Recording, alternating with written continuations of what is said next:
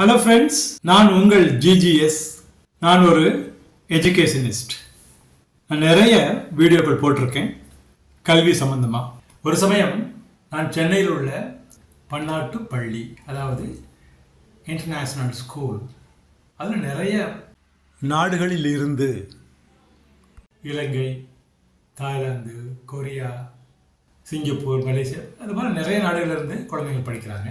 அப்போ ஒரு சமயம் நைட் ஸ்டடிக்காக நான் சூப்பர்விஷன் ஒவ்வொரு வியாழக்கிழமையும் நான் அங்கே போகணும். ஸ்டூடெண்ட்ஸ் போய் ஒரு மணி நேரம் நான் அங்கே ஸ்டடீஸை பார்த்துட்டு அப்புறம் நான் வந்து சாப்பிட போகணும். அப்போ நான் ஒரு நாள் போகும்பொழுது ஒரு குழந்தை 8th or 9th படிக்கிற குழந்தையாக தான் இருக்கணும். ஒரு புக்கில் வந்து வேறு மொழியில் இருந்துச்சு, இங்கிலீஷில் இல்லை, தமிழில் இல்லை, வேறு மொழியில் இருந்துச்சு. அப்போ அந்த குழந்தைய பார்த்து இது என்ன மொழிமான்னு கேட்டேன். தாய் லாங்குவேஜ் அப்படின்னு சொல்லிச்சு. தாய்லாந்து இருக்கு இல்லையா, தாய்லாந்து நாட்டினுடைய மொழி அப்படின்னு இருந்துச்சு. அப்படி அது என்ன பாடம் அப்படின்னு கேட்டேன்.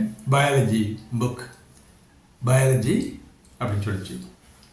அப்போ பயாலஜிக்கு உங்கள் மொழியில் என்ன சொல்லுவாங்க அப்படின்னு நான் ரொம்ப ஆச்சரியமாக இருந்தது பதில்.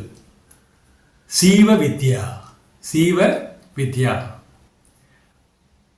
அதாவது நம்ம நாட்டில் ஜீவன்னா உயிர், வித்யான்னா கல்வி சம்பந்தமானது.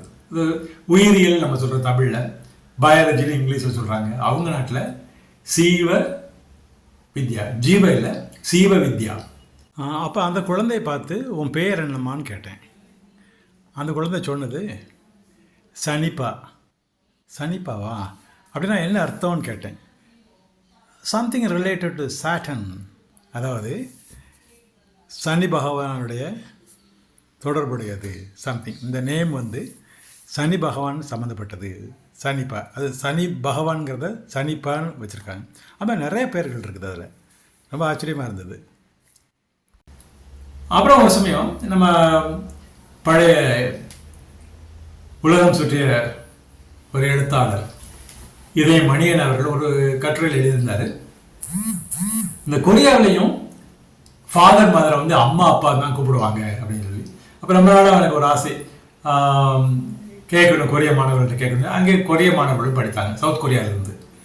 அப்போ அந்த ஒரு சமயம் பேரண்ட்ஸ் மீட்டிங் வரும்பொழுது அவங்க பேரண்ட்ஸாக வந்துருந்தாங்க. அப்போ கேஷுவலாக ஒரு ஸ்டூடெண்ட்டை பார்த்து நீங்கள் ஃபாதர் மதர் எப்படி கூப்பிடுவீங்க? அம்மா அப்பா அப்படின்னாங்க. ரொம்ப ஆச்சரியமாக இருந்தது. நிறைய நம்மளுடைய கலாச்சாரம், அதாவது இந்திய கலாச்சாரம் வெவ்வேறு நாடுகளில் பரவி இருக்குது. மெயினாக வந்து இந்த கீழே நாடுகளில் ரொம்ப ஆச்சரியமாக இருந்தது.